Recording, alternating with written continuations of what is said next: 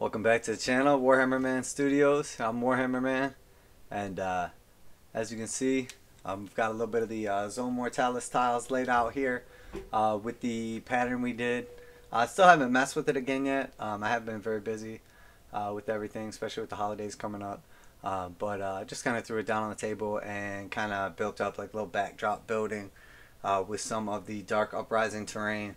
But really, that's just like in the back and kind of like storage at this point in time. I am basically going to be working on a different terrain set for a kill team board commission that I'm doing.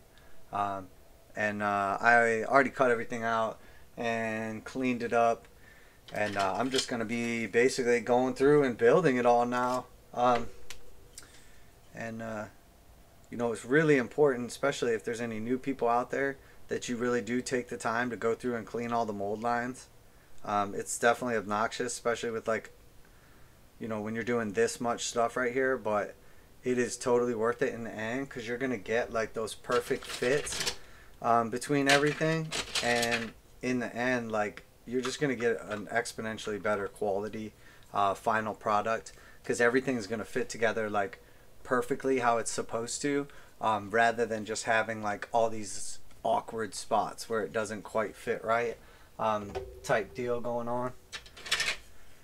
So I mean, obviously if you've watched any of my videos on, you know, magnetizing and anything, you know that I'm a big advocate of basically just taking the time and preparing in the beginning when you're building your models, because you're going to get a way better final product when you're finished if you take the time to clean all the mold lines and you know, any flashing that's left on the model. You're gonna get those perfect fits at like joints, and all your corners are gonna look perfect. There's nothing worse than putting a ton of work into a model and not, you know, cleaning off the mold lines, or, you know, cleaning everything up before you go to paint it, and then you look back and you know, stuff like that is evident on the final model, but it's not always evident in the early stages. So it's worth just taking the time and cleaning it all up and making it look nice. And then you'll see, honestly though, I have noticed with a lot of the new Games Workshop stuff, including this Zone Mortalis set, that Games Workshop actually has like been going out of their way when they design the new sprues to not have the connection points, like the edges where things are glued together, also where you cut things off of the sprue. So even if you like if you clip it off decently with a pair of clippers and you don't clean the edges with like a blade or a mold line remover or whatever, most of the stuff will still sit together flush, and you'll glue it together and it'll glue perfect. It'll just have like the little nubs left behind, but it won't interfere with like the contact, like surface area, which is pretty cool. And it's definitely, I think, one of the benefits of having like, you know, a very experienced design team, you know, excellent software, and then, you know, obviously like the technology is just at this point in time exponentially better than it was a few years ago. It's crazy how much stuff has changed, you know, as far as like the ability for them to just design everything online like that is just like absolutely amazing. You know, they're the model designers back in the day like actually sculpting this stuff, and now everything's all just computerized, digital, whatever. It's absolutely nuts. But I mean, I don't take away from either one of them. They're both art. It's just a different way of essentially accomplishing the same thing. And I am a big advocate of that, because there is definitely, what's the saying?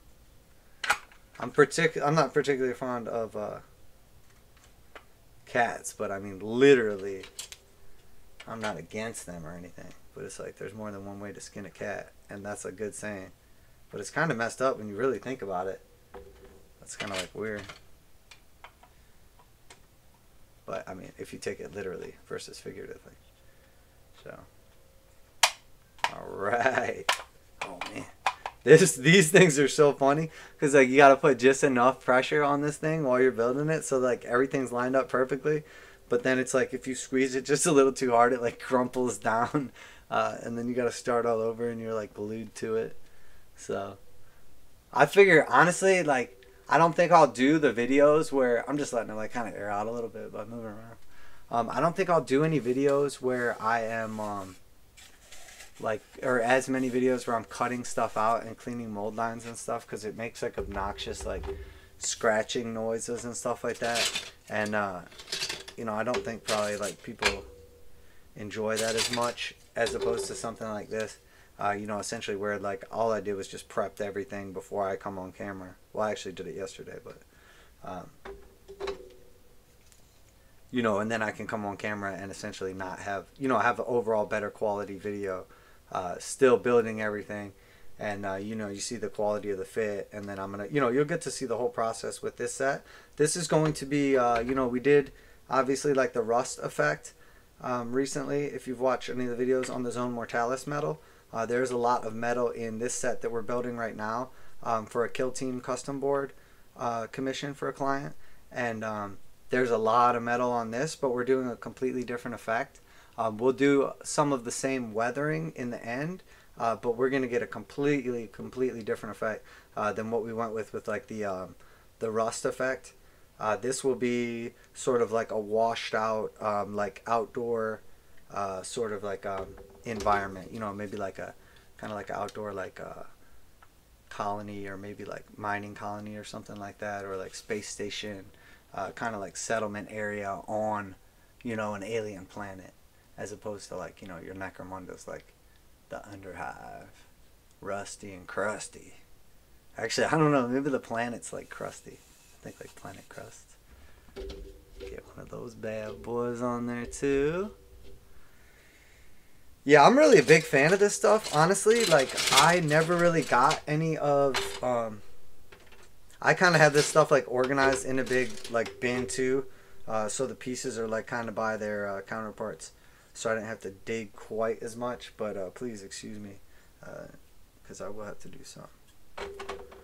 But I wasn't, like, a huge fan, just kind of, like, looking at the, like, sector Mechanicus style terrain. It just like, I don't know, it didn't jump out at me initially, but then after I messed with it a little bit, you know, and saw the way that it like kind of connects together and everything, you know, straight out of the box, like you don't have to do any kind of magnetizer or anything, but like all the walkways can connect together and all that stuff. Like, I was actually really impressed with it, and actually really enjoyed it. I built like a couple, I built like one Kill Team set actually, that I did end up selling, but that's essentially what I'm doing right now, is another one of those Kill Team board sets. But I essentially take like the all the terrain from the Kill Team starter set, and then it's not quite doubled, but it almost is. It's almost 2 times the terrain that comes in the set. And it's just like the Kill Team starter set, the original one with like the gothic scenery, you know, produced just a little bit more like cover, as where with the Mechanicus stuff and the new Kill Team set, it just, the board is like pretty naked if you just use what comes in the set. So I found that in order for Kill Team to be like fair and fun, especially because my brother plays Tau, you know, there's got to be a lot of cover, or else, you know, my superhuman space boys have trouble, you know, punchifying his face. No, we don't even play that much, honestly. It's really not for that. I just, honestly, I like things to be balanced. I think it's much more fun, you know, if you win with tactics and list building and dice, you know, than it is with, you know, a straight up advantage because the board is just not, you know, built properly. Because, you know, somebody didn't have enough cover, or like you go to an event and they just didn't have enough cover for how many tables there were, you know, and I know how it is, especially when they're starting to get up and everything, and, you know, kind of taking off, and it's a lot of money and a lot of effort and work to build and paint terrain, and it's not cheap. Although, you know, I think with 3D printing and everything going on now, you know, I think over time we're actually going to see like a lot more big events that have like better terrain. Because you can essentially get like free files to do 3D printing, and it's, you know, the filament itself is pretty cheap and everything. And I don't think that there's anything like, I don't think Games Workshop is like against, you know, third-party terrain. I don't know. I'm not sure how that works. I mean, they probably, I don't know. I think at an event it wouldn't really matter. It's not like it's a Games Workshop event. You know, if you had an ITC or whatever, I can't imagine you wouldn't be allowed to use like third-party terrain to provide like an awesome setup for people. But I don't know. I've heard people talking about 3D printed models in games, and that's just like ridiculous to me. I can't imagine a tournament where you like some dude shows up with like three Caladius grab tanks in the peak of their awesomeness, and they were like clearly 3D printed in like neon filament. I'm like, man, that's crazy. I just can't imagine an event organizer would like okay that. And if they didn't okay it, then I can't imagine they would ever let someone just show up and do that. I mean, it, you know, what it is. Maybe it was the guy's buddy or something. He was hooking him up. The old politics. But yeah, I mean, we're knocking through this stuff. And again, that's what it is. You got to just take that time in the beginning. Go ahead and just clean everything up. Get it looking nice. Clean and all. You'll see I went through. I got to still brush a little bit of this off before I like. But I went through. All the mold lines are gone. Completely flush everywhere. It's all going to have nice fits. That's what you need to do to get like the best finish quality. Is go through, take the time in the beginning, and you're gonna get the best results in the end. We are definitely flying through this also, and like I said, it's a little over, or I shouldn't say it's a little over. It's not quite 2 sets of terrain. And matter of fact, for this one, I actually the client had requested some additional walkways over. For the commission, so I went ahead and put in. There's an additional set of walkways in addition to the additions. There's additional additions in addition to the additions. All right, I'm about to just. So there's a bunch of these walkways. So it's basically doubled up on the walkways, doubled up on the like stop sign, octagon guys, doubled up on the. Doubled up on the legs. Actually, now it's doubled up on the legs. And then normally you get 2 of these bad boys, but we give you 3 with this, and then 1 of each of these guys. And this is honestly, this lets you. It provides you like the best overall like board setup when it's said and done, because you can use the legs in combination with the walkways. You can use the like platform pieces around like the big vat right here, and then the vat essentially acts as the legs. You can do like multi-story stuff with it. It just gives you a lot more options. And then also having like the extra pipes, these like, and the extra piece right there, just having a third one, like it doesn't seem like that big of a deal, but it, essentially when you have 3 of them near each other, like 3 of these guys near each other, it gives like more of a 3-dimensional cover, as opposed to if you just have like 2 of them next to you. It's like, what are you going to do? Like get between them? Or, you know, I mean, for kill team style, you know, having the third thing, it blocks it at like an angle, as where if you just have 2 of them, it's, you know, it doesn't provide cover in the same way. So, but I do like how compatible this all is with like the Zone Mortalis, like Necromunda stuff as well. And, you know, all the conduits and piping and everything, you know, how that can all go together.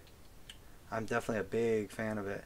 I like how this stuff is like double levels too. So I hadn't really messed with it that much. But basically I have seen a couple other people do a couple deals. And it was pretty cool. They basically would just take like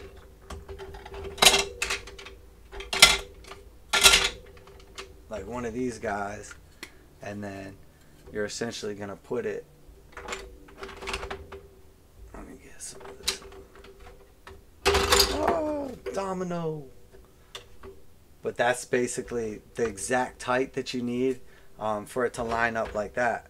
So there you have, you know, your perfect little setup now, and then you can basically build out further.